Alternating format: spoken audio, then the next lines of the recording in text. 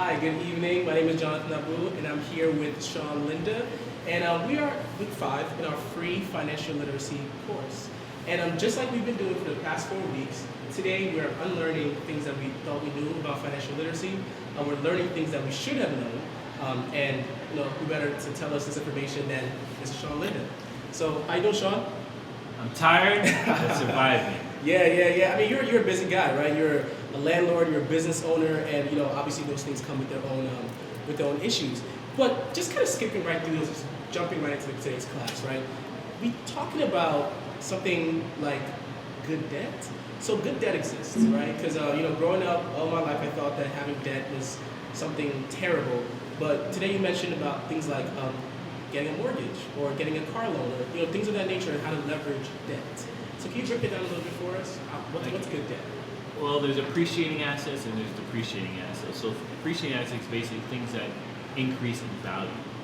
And if sometimes you have to incur debt to get those things, I consider that good debt, especially if the cost of carrying that debt, if the revenue earned outweighs the cost of carrying that debt. So let's get back to what you said with real estate. So to me, a mortgage can be considered good debt. For example, if you own a multifamily property with a number of apartments and the money that you bring in as rent is higher than the cost of your mortgage rate is to carry that debt, then that's considered good debt. Right. Now, to me, bad debt may be things that depreciate in value. You go to a consumer retail store and you run up your card on shoes, on clothes and stuff like that, and you're paying that debt along with interest, that would be considered bad debt and depreciating debt, which has no value. Right. So you have to, but in order to achieve wealth and to grow, you have to acquire debt. It's just a matter if you acquire good debt versus bad debt. Well, you see, I love the way you broke that down because there's obviously two sides to the coin. There's good debt and there's bad debt. We're already past the fact that we should be going cashless, right? So we've already opened up a credit card, and we're using a credit card for most purchases. And even with that scenario, say I have a credit card right now, I shouldn't be purchasing items that are depreciating. I should purchase items that could appreciate. Well, we all have our habits. I mean, I purchased clothes and stuff like that, but your eyes should not be bigger than your mouth. Meaning that if you're going to purchase stuff that depreciate in value, you should be able to pay it off full every month so you're not acquiring an interest rate.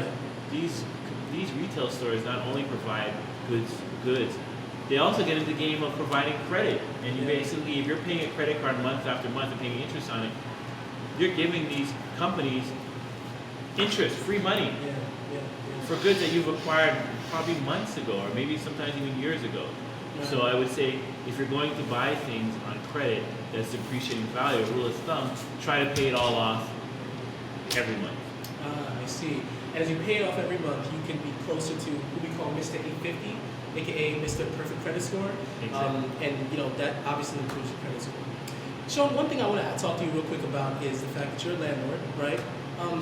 And that obviously comes with all different types of issues and good things. So what's been your favorite part about being a landlord?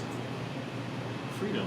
Being able to collect that monthly rental income, and being allowed to use that money to do the things that I want. And be able, I always say I'd rather pass on real estate to my children than cash. So knowing that when I leave this world, I have something to pass on to them that can bring regular income.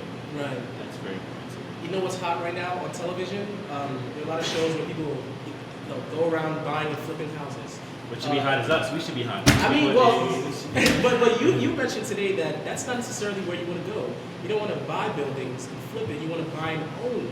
I think in our community, a lot of times we're taught, like I got caught up in the game of buying and selling, which helped me. But if I had to look back at it, I wish I'd buy it and refinance.